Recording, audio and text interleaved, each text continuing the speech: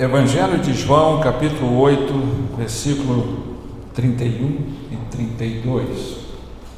Diz assim a palavra de Deus: Disse, pois, Jesus aos judeus que haviam crido nele: Se vós permanecerdes na minha palavra, sois verdadeiramente meus discípulos, e conhecereis a verdade, e a verdade vos libertará. Amém? Vamos orar. Ó Deus, obrigado pela leitura da tua palavra, obrigado pelo livre acesso a ela, obrigado, Senhor, porque temos o privilégio de podermos ouvir a tua palavra livremente, Senhor, podermos nos alimentar da tua palavra, sermos iluminados pela tua palavra através do teu Santo Espírito, porque é Ele que nos convence do pecado, da justiça, do juízo. Fala conosco, Senhor, ministra aos nossos corações, que cada pessoa que ouça a tua palavra possa recebê-la em seu coração, possa ter de fato o impacto da tua palavra. Por isso, Senhor, a transformação só acontece para aqueles que foram feridos no coração pela tua palavra. Fere o nosso coração, Senhor, com a tua palavra, para que nós alcancemos a transformação de nossas vidas. Em nome de Jesus. Em nome de Jesus. Amém. Está aí um texto bastante conhecido e que, na verdade, até aqueles que nem leem a Bíblia vivem cantando e decantando por aí. Porque ultimamente em nosso país virou um slogan até político. Conhecereis a verdade e a verdade vos libertará. A questão é que, por mais que nós estejamos entusiasmados por esse aspecto das pessoas falarem, mesmo na política, nós não podemos ficar alienados à política, à vida social. Pelo contrário, nós fomos chamados para fazer diferença nesse mundo e nós fomos capacitados por Deus para transformar esse mundo. E não podemos nos furtar disso e nem perder a consciência e a esperança disso, né? Não é por termos a consciência da realidade do mundo caótico que a gente vai dizer que esse mundo já se perdeu no contexto e que ele já está sob o domínio do mal. Não, Deus nunca perdeu o controle, né? E cabe a nós ser luz nesse mundo, ser sal nessa terra. Agora, precisamos entender, porque muitas vezes as pessoas pegam um versículo bíblico e transformam num slogan, sem nenhum entendimento, né? Que liberdade é essa que eles estão falando, utilizando a Bíblia? Será que nós não estamos perdendo o conceito pela perda do contexto do que significa a liberdade? Né? Porque eu sei que esse slogan é utilizado hoje como se fosse a liberdade para você poder se expressar livremente, para você falar livremente, para você ter o direito de ir e vir sem ser tirado de você. Essa liberdade humana, social, política, né? Mas não é essa a liberdade que a Bíblia está falando aqui, né? Porque esse contexto que eles estão dizendo não é um contexto da verdadeira liberdade, mas sim da autonomia, né? Ser livre para as pessoas que não entendem é muito mais ser autônomo, e autonomia não é liberdade. Teonomia, sim. Nós só somos livres se nós estivermos no centro da vontade de Deus, mas não no centro da nossa própria vontade. Então a liberdade que está sendo ensinada aqui, declarada por Jesus, é uma outra liberdade que aquele povo que começou a crer nele não entendia, os próprios judeus, conhecedores das Escrituras, que era a liberdade que só ele poderia trazer. né? Porque ele mesmo diz: se o Filho vos libertar, verdadeiramente sereis livres. Livres do pecado, livres da escravidão do pecado, do domínio do pecado, daquilo que corrompe e macula os nossos corações, né? Então, quando você pega, né, esse texto, ele disse: pois Jesus aos judeus que haviam crido nele: se permanecerdes na minha palavra, sois verdadeiramente meus discípulos, conhecereis a verdade e a verdade vos libertará. É interessante que todo ser humano vive em busca da verdade.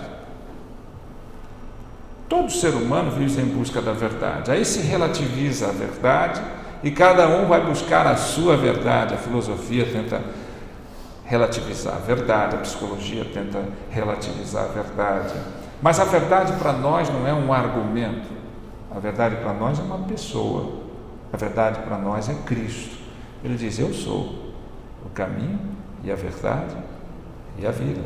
E complementou: ninguém vem ao Pai senão por mim. Essa é a verdade incontestável.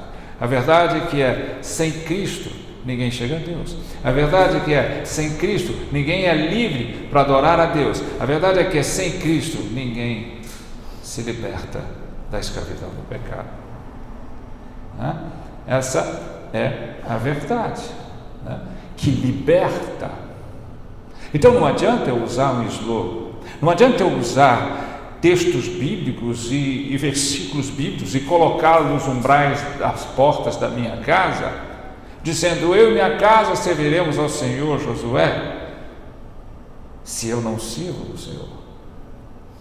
Não adianta usar como um amuleto de sorte ou algo de proteção apenas porque eu estou dizendo repetitivamente aquilo sem conteúdo, sem a interpretação correta. Agora, quando é que eu vou chegar a ser livre mesmo, né? Quando eu conhecer a verdade. Para eu conhecer a verdade, eu tenho que conhecer primeiro Deus. E para isso, é o que Jesus está dizendo.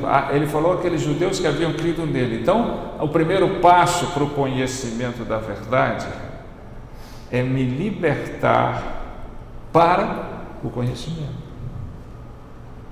Porque o conhecimento, e pelo conhecimento eu ser livre do pecado, mas enquanto Deus não tirar a venda dos meus olhos, eu não vou olhar para Ele, eu não vou olhar para a sua palavra, eu não vou olhar para aquilo que Ele está me chamando a ver, né? Como diz a palavra de Deus em Isaías, como diz tudo que Jesus fala, está contextualizado no Antigo Testamento, né? Ele não falou nada com uma filosofia própria, ele sempre estava dizendo aquilo que os judeus estavam acostumados a ouvir nas Escrituras. E a Escritura diz: eles têm olhos, mas não veem, eles têm ouvidos, mas não ouvem, eles têm boca, mas não falam.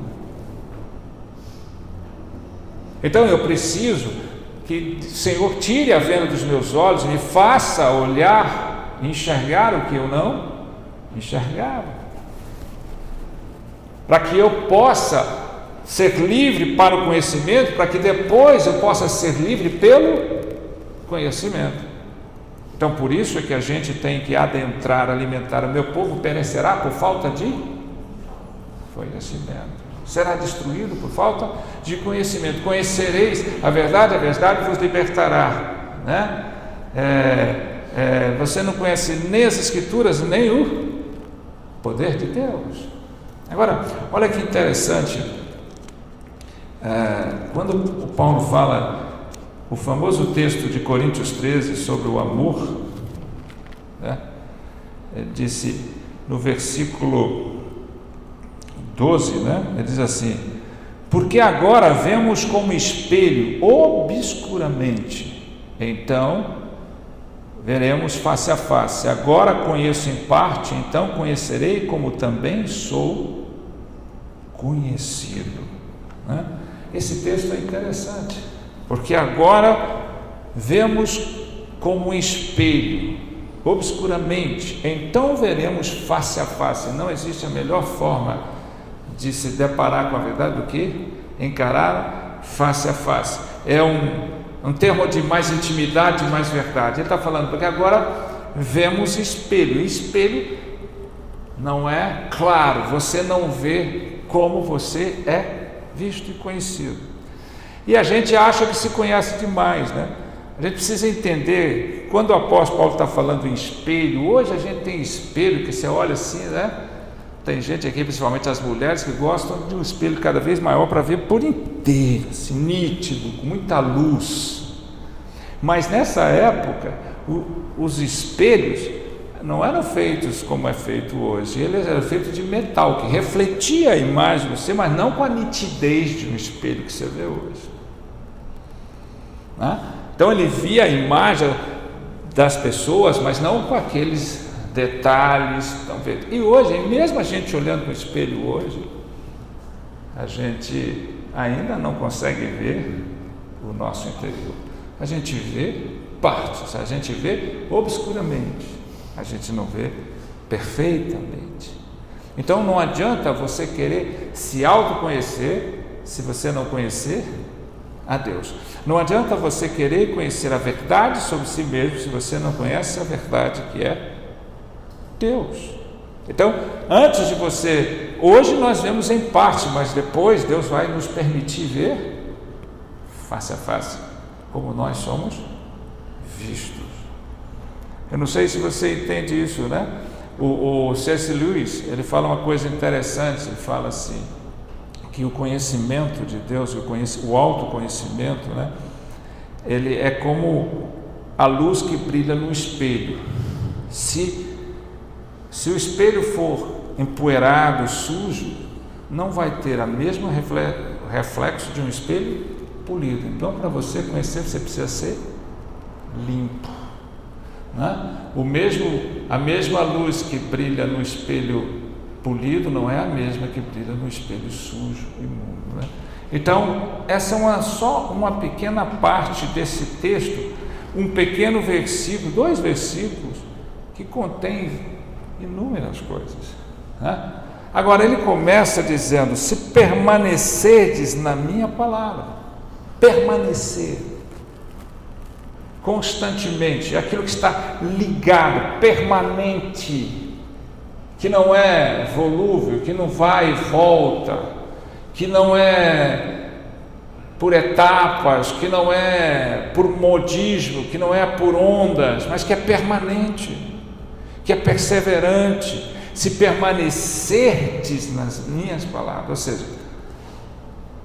se você não sair, se você não se desviar dela, se você realmente estiver ligado, conectado, permanente, então você será meu discípulo. E essa é uma coisa interessante, né? Porque Deus o chama ao discipulado.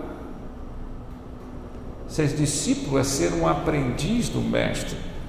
Ninguém vai ser maior do que o mestre, mas deseja ser igual ao mestre, né? Então, primeiro eu preciso permanecer na palavra de Deus. Primeiro eu preciso ter uma constância. Primeiro eu preciso priorizar. Primeiro eu preciso estar tão ligado, permanente, que não existe outra forma de viver que não seja dentro da palavra de Deus.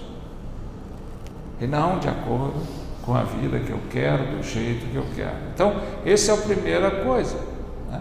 Jesus tirou a venda dos olhos e fez: agora você tem que permanecer na minha palavra. Para quê? Para que você possa ser meu discípulo. Às vezes a gente tem uma ideia errônea de que discípulo de Jesus era só os 12. Não, Jesus tinha muitos discípulos. Lembra que ele escolheu 70 para ir de 2 em 2 discípulos, operarem milagres e maravilhas, e vieram e ficaram encantados pelo que o poder e a unção de Deus fazia eles cantar. Quando Jesus começou a falar sobre a palavra da vida eterna, eles foram embora. Tanto que Jesus aí disse para os 12, a relação dos 12 era uma relação mais íntima. Os outros foram embora. Jesus falou: vocês também não vão embora? Discípulos. E aí Pedro, que era o mais impetuoso, o que ele disse? Para onde nós vamos se só tu tens a palavra da vida eterna. Será que isso é diferente do que acontece hoje? Aonde se prega a palavra da vida eterna, as pessoas estão vindo, estão indo. Mas aonde se prega maravilhas, prodígios, milagres, efeitos e um monte de coisas, as multidões se encantam. Mas bastou começar a pregar a vida eterna, começou a pregar o verdadeiro evangelho, eles não permanecem. Essa é a diferença. Vão ser sempre nominais, vão ser sempre encantados pelo efeito, pelo poder de Deus, pela a manifestação dos dons, mas nunca vão permanecer quando a palavra de vida eterna vem ao coração deles. Olha o que a palavra de Deus fala sobre ser discípulo. Tem que permanecer na palavra, aí sereis verdadeiramente meus discípulos. Olha que coisa interessante no Evangelho de Lucas,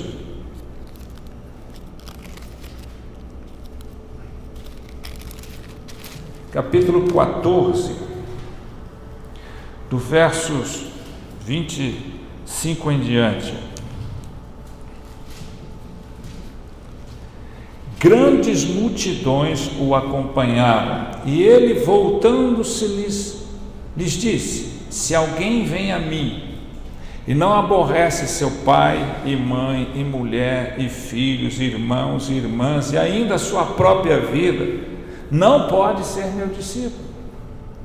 E qualquer que não tomar a sua cruz e vier após mim, não pode ser meu discípulo. Pois qual de vós, pretendendo construir uma torre, não se assenta primeiro para calcular a despesa e verificar se tem os meios para concluir? Para não suceder que, tendo lançado os alicerces e não a podendo acabar, todos os que a virem zombem dele, dizendo: este homem começou a construir e não pôde acabar. Ou qual é o rei que, indo para combater outro rei, não se assenta primeiro para calcular se com 10.000 homens poderá enfrentar o que vem contra ele com 20.000? Caso contrário, estando o outro ainda longe, envia-lhe uma embaixada pedindo condições de paz. Assim, pois, todo aquele que dentre vós não renuncia a tudo quanto tem, não pode ser meu discípulo. Veja que Jesus já define o discipulado.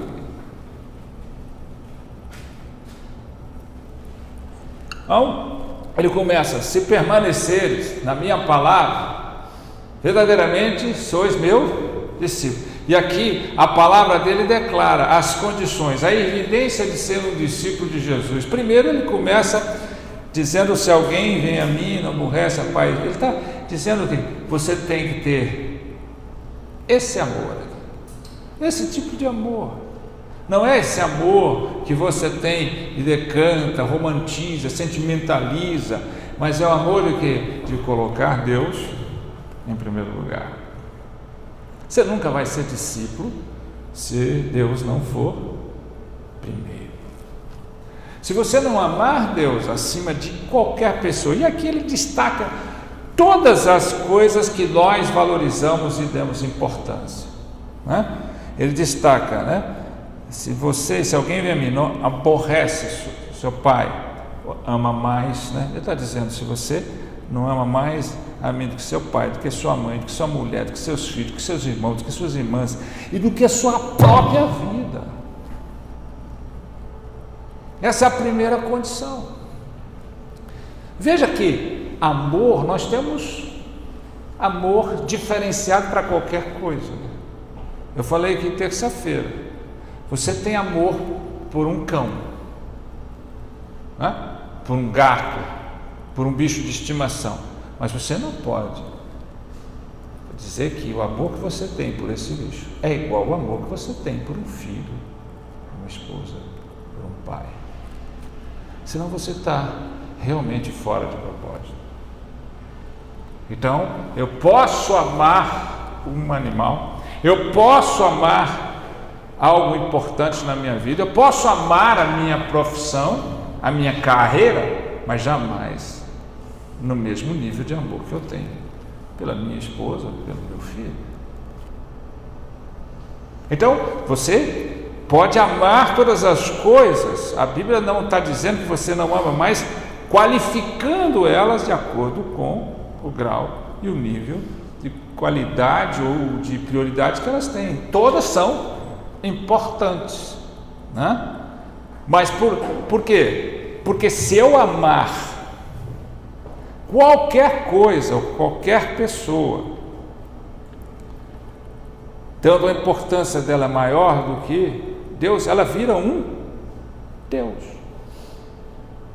E o que mais é mais abominável a Deus e aborrece a Deus? A idolatria. E o que é idolatria senão fazer da coisa criada deuses? Deuses. Então eu posso transformar a minha esposa em uma deusa. Idolatria. Eu posso transformar um filho em Deus. Idolatria. Eu posso transformar um animal doméstico em Deus. Idolatria. Eu posso transformar a minha carreira em Deus. Idolatria.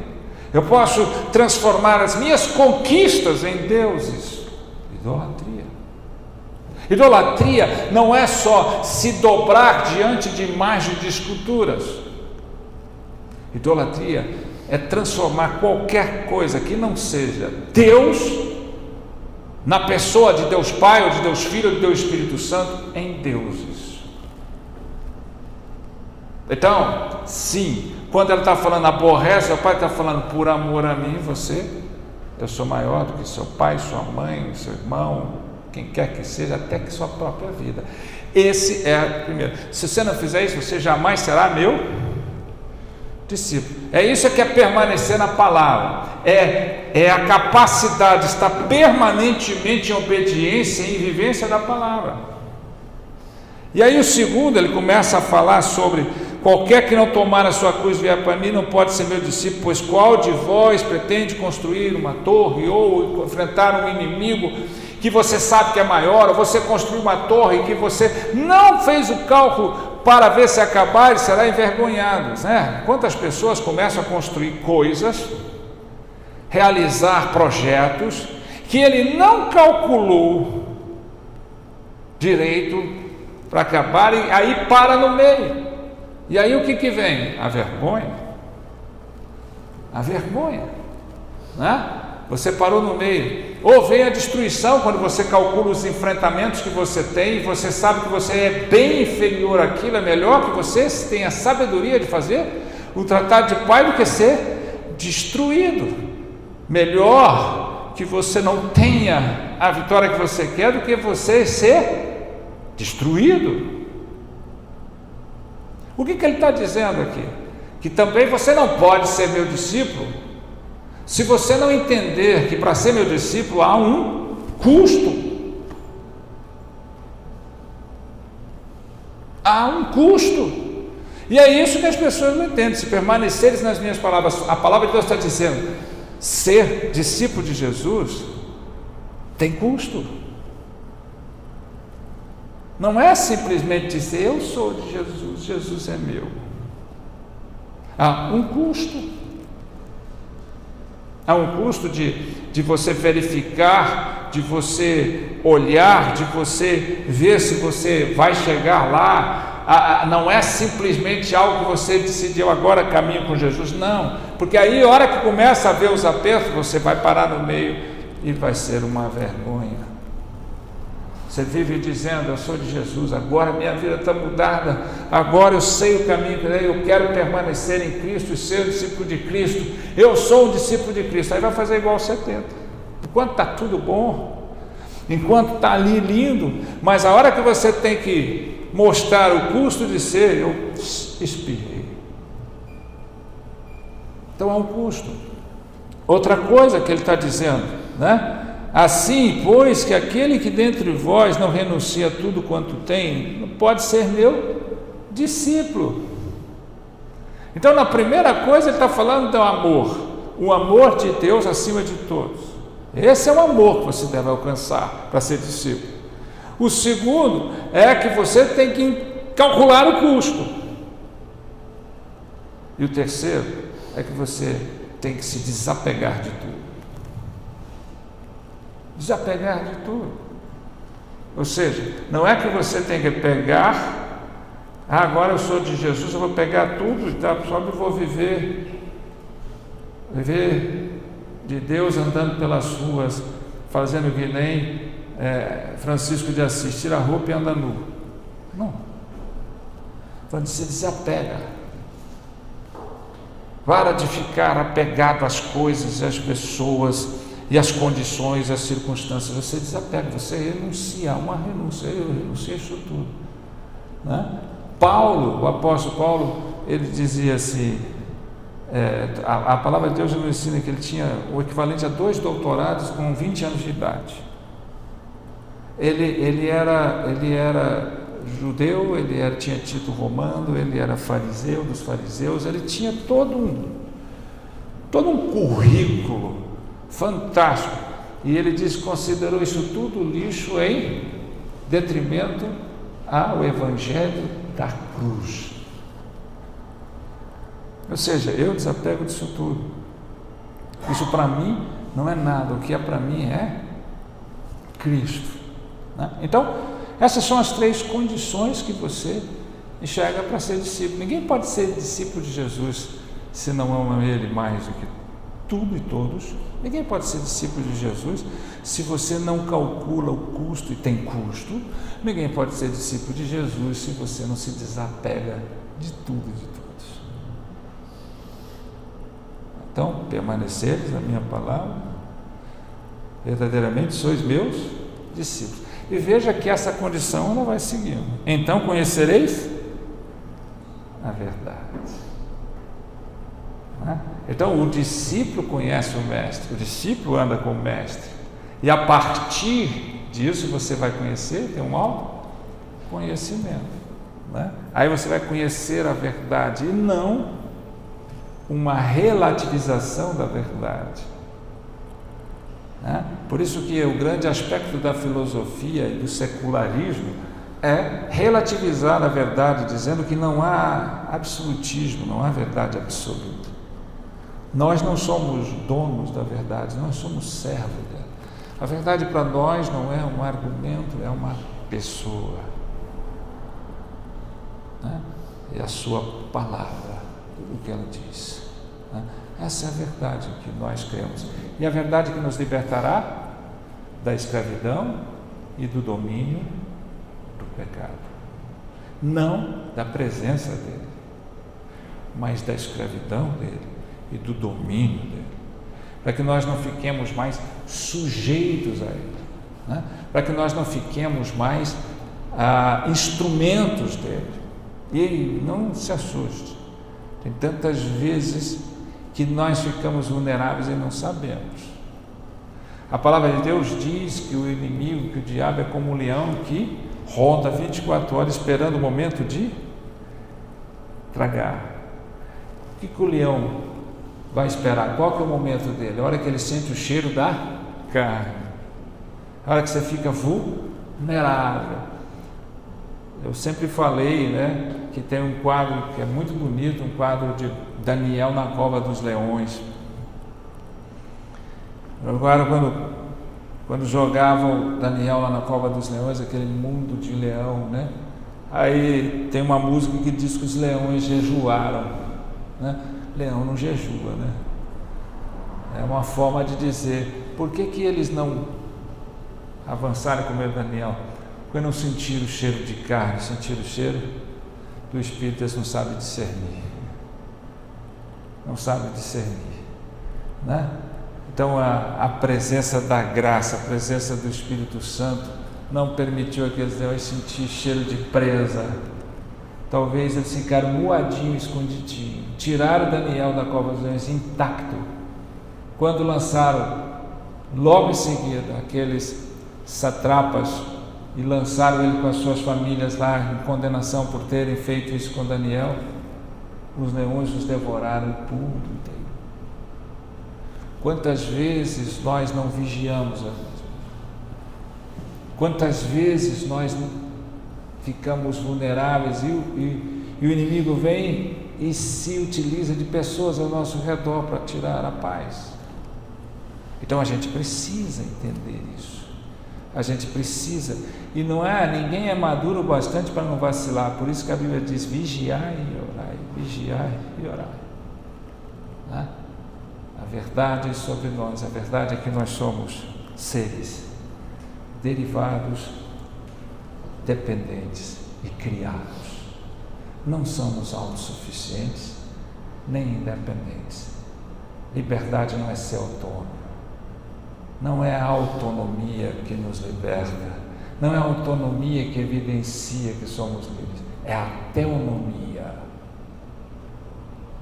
Ou seja, o livre é aquele que tem no centro do seu coração Deus e faz a vontade de Deus. Por isso, o único homem totalmente livre que habitou na terra foi Cristo. Porque mesmo diante da angústia de suas experiências, ele dizia: seja feita a tua vontade, porque para isso que eu vim. Então, que o Senhor nos abençoe, que nós aprendamos a não ficarmos empolgados quando as pessoas utilizam de versículos para fazerem deles uma força de expressão, um slogan, né? Midiático muitas vezes, fazer com eles amuleto de sorte, de proteção. Não, a Bíblia não foi feita para isso. A Bíblia foi feita para Deus se revelar a nós. A Bíblia foi feita para que nós possamos ter uma cosmovisão verdadeiramente cristã. Cosmovisão é a maneira como você enxerga a vida, é a maneira como você enxerga as coisas. Todas as pessoas, o mundo, as pessoas têm as suas cosmovisões. Nós temos uma cosmovisão cristã, ou seja, a cosmovisão que parte da palavra de Deus. A palavra de Deus é a lente. Nós não vemos a lente, mas através da lente, que é a palavra de Deus, nós vemos as coisas. Cosmos, no grego, né? Aquilo que está oculto, misterioso, grandioso, né? E é por daí da palavra cosmo que se tirou cosmético. Cosmético, que as mulheres sabem muito bem do que se trata, são aquelas coisas que fazem para, né, ocultar as rugas, as manchas e tudo mais, né? É por isso que tirou a palavra cosmético daí. Então, a cosmovisão que a gente tem, a maneira como a gente enxerga as coisas através da lente da palavra de Deus. E a palavra de Deus também, ela é o espelho que nos faz enxergar como de fato nós somos. Ou seja, não é aquilo que eu imagino que eu seja, mas é aquilo que Deus diz que eu sou, através da sua palavra. Essa é a verdade, não a verdade de Deus, a verdade sobre mim mesmo, a verdade que reflete quem de fato eu sou. Por mais que eu queira, eu ainda vou ver como espelho, obscuramente, em parte, porque eu não vou conhecer exaustivamente como sou conhecido por Deus, mas haverá um tempo, e essa é a nossa esperança, que veremos face a face, e não existe melhor forma de ver face a face. Uma coisa é você ver alguém refletido, seja no espelho, seja numa fotografia, e uma coisa é você ver alguém face a face, né? Não tem comparação, né? Às vezes a gente olha um retrato de alguém e quando a gente vê face a face, não, mas é diferente do que eu imaginava, não? É diferente do que eu imaginava, porque a gente só via partes, obscuramente, como diz a palavra de Deus. Então, né? Deus tirou a venda dos seus olhos, dos nossos olhos. Então Ele primeiro nos libertou para o conhecimento. Permaneça na palavra de Deus para ser discípulo de Jesus. para que o conhecimento, pelo conhecimento, sejamos todos livres de fato. E se o Filho vos libertar, como diz a palavra de Deus, né? Ele disse no versículo 36, se pois o Filho vos libertar, verdadeiramente sereis livres. Não existe liberdade sem Cristo. Amém? Vamos ficar de pé, vamos orar.